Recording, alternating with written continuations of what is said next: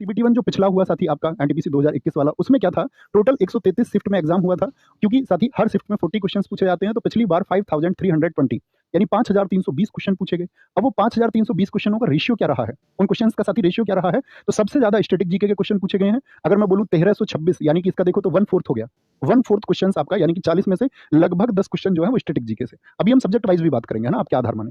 दूसरा जो साथी क्वेश्चन पूछे गए हैं सबसे ज्यादा वो हिस्ट्री से, फिर ज्योग्राफी से, साइंस में साथी यहाँ पर फिजिक्स और बायोलॉजी से। अब मेरी बात समझना, मैं साइंस के लिए आपको क्या गाइड करने वाला था।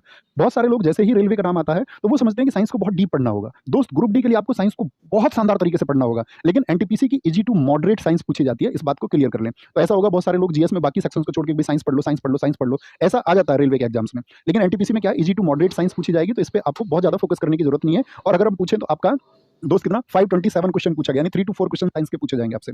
करंट अफेयर्स की बात करें, आपका 528 questions, polity 457 questions, computer 387 questions और इकोनॉमिक्स के 370 क्वेश्चंस। तो ये टोटल नंबर ऑफ क्वेश्चंस पूछे गए हैं, ध्यान से देखना।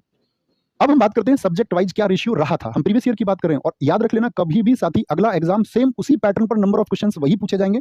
ये बिल्कुल इस बात की कोई श्योरिटी नहीं है कि आप एग्जाम की तैयारी में सिर्फ उन सब्जेक्ट्स को कि इनके क्वेश्चन ज्यादा पूछे गए हैं तो मैं सिर्फ इनको पढ़ लेता हूं। ऐसा हो सकता है कि आपका इस बार जो एग्जाम आए तो पॉलिटी के क्वेश्चन अगर इस बार आपका ज्यादा पूछे गए या कम पूछे गए, तो अगली बार उनकी संख्या घट और बढ़ सकती है, और वो किसी भी सब्जेक्ट के साथ हो सकता है। तो आप एक अच्छे एस्पायरेंट की तरह हमेशा ये समझा करो कि ये मेरा जीएस का सिलेबस है, तो सिलेबस को अच्छे से तैयार करना है। ऐसा नहीं है कि आप वेटेज के अनुसार से देख के कि भाई इसका वेटेज ज्यादा है तो सिर्फ इसको ज्यादा टाइम देंगे, ऐसा नहीं करना है। ओके, ये बात समझ में आई।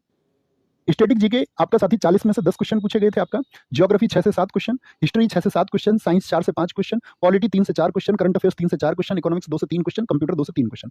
यानी हर आपका शिफ्ट में प्लस माइनस 1 ही था, ऐसा नहीं था कि किसी शिफ्ट में बहुत बड़ा चेंज देखने को मिला हो। तो सेम वही पैटर्न इन्होंने फॉलो किया। ओके, अच्छा आगे चलते हैं। आपका फिर आता है साथी आपका सीबीटी 2। इसके बाद में सीबीटी 2 के लिए क्या होगा, अभी हम बाकी बातों पे बात करेंगे कि कितना टाइम देना चाहिए, क्या आपका, अगर मैं बात करूं भैया क्या लेवल रह सकता है और कौन से पार्ट को किस तरह से तैयार करें।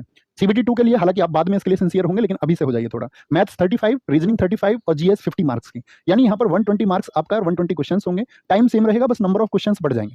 आप समझ पा रहे हैं, पहले 90 मिनट्स किसके लिए था आपका, वो था आपका 100 क्वेश्चंस के लिए, लेकिन मेंस में 120 मार्क्स आपका 90 मिनट्स में करना होगा। नेगेटिव यहाँ पर भी सेम है, 1/3 का। ठीक है, सिलेबस आप लोग इसका भी स्क्रीनशॉट ले सकते हैं सीबीटी 2, क्योंकि आप शुरुआत से ही देखते